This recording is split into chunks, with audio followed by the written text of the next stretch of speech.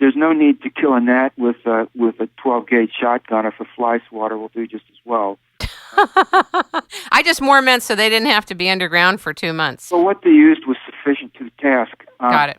But the point is, I strongly suspect that's what has happened because, as I discussed in Hidden in Plain Sight, there is circumstantial evidence to indicate that indeed there is strong circumstantial evidence, I might say. There's a labyrinth of tunnels underneath Washington, D.C., starting at street level and going down hundreds, even thousands of feet.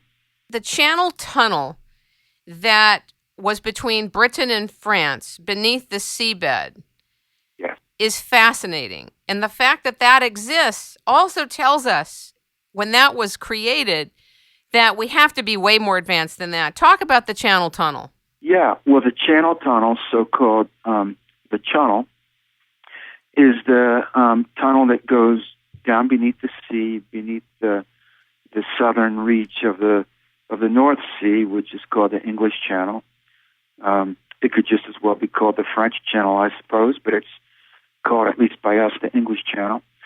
And the English and the French governments sponsored this tunnel and started tunnel boring machines to work from both the English side and the French side underneath the sea. And some years ago, they did complete this tunnel back in the 1990s, I believe, and connected it up. And it is now an undersea tunnel for high-speed passenger train, and also freight train connection between France and England. It connects the rail networks of England and France, respectively. Fascinating. And yes, and what this proves, beyond the shadow of any doubt, is that even in the open engineering world, civil engineering world, mining engineering world, the technical capability now exists to make undersea tunnels using off-the-shelf tunnel boring technology, undersea tunnels for the purpose of installing very high-speed train tracks that can accommodate high-speed trains, both for cargo and for passengers. So let's just say that if the English and the French can do this, the Americans can certainly do it, and if it can be done under the North Sea, it can also be done under the Chesapeake Bay or under Lake Erie or under the eastern seaboard, under the continental shelf off the east coast, or under the Gulf of Mexico. In other words, the principle has been proven. The technology works. So in the English case and the French case, they did this publicly. You can use the same technology and do it secretly if you want to. All you need is one or more tunnel boring machines, enough money to pay for the project, and trained crews to operate the tunnel boring machines, and off you go. But how do the crews stay down in the water with these tunnel boring machines? They're not in the water. They're down in the geological strata beneath the seabed. They're not actually in the water at all. So you don't have to worry about that. Once you get down in the rock beneath the seabed, it doesn't matter whether you're 2,000 feet beneath the surface of the land or 2,000 feet beneath the surface, beneath the seafloor. Either way, you're down in the rock, so it doesn't matter. What about things like volcanoes? Because there's a lot of underwater volcanoes. I did an interview with Robert Felix and learned that. That's correct. That's correct. You would not want to tunnel through an underwater volcano because it would be the last act of your professional career. So, I mean, there's some common sense involved here. You just don't tunnel through volcanoes. You go around them. It's like flying an airliner. You don't fly right through a hurricane. You fly around the hurricane, unless you're a hurricane hunter aircraft. But there's some common sense involved, and clearly there's no one building a tunnel right through an active volcano. That absolutely would be a disaster. The point I'm making is that the technology exists and has been used to make undersea tunnels that accommodate high-speed train traffic. The Japanese have also built an approximately 18-mile undersea tunnel between two of the Japanese islands. So there. Is that the advanced maglev train? I don't know if that is a maglev train. However, the high-speed maglev train technology does exist and is in use in the civilian world, however, in China. The Chinese and the Germans are far advanced of the Americans, at least in the open world, in the civil engineering world, in maglev train technology. And the Germans and the Chinese worked together to build a high-speed maglev passenger train in the Shanghai, China area to bring passengers from the international airport in Shanghai actually into the city. That project has been up and running for some years. So the technology for high-speed maglev passenger-carrying trains is known. It's been developed. It is in use in the public sector, albeit in communist China. And the Germans and the Chinese and also the Japanese are leading the world in this technology. Do you think we'll ever bring it here? I don't know. It won't be anytime soon.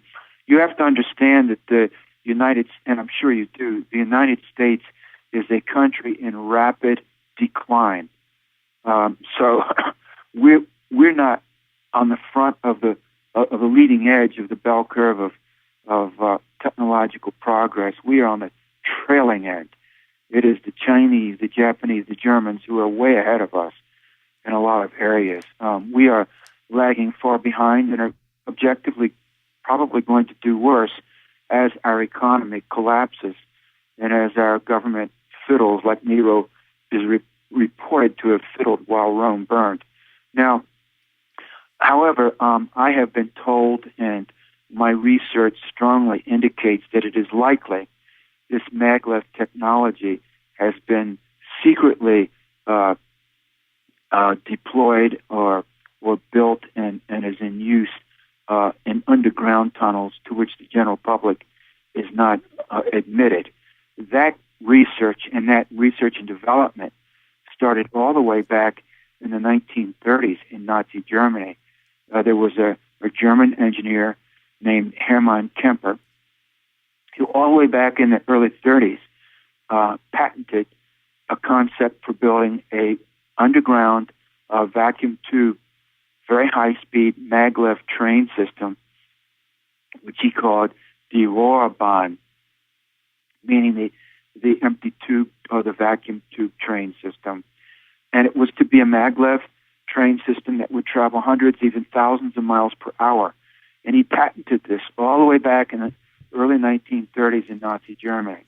He did research and design work on this all through the 1930s and even including during World War II.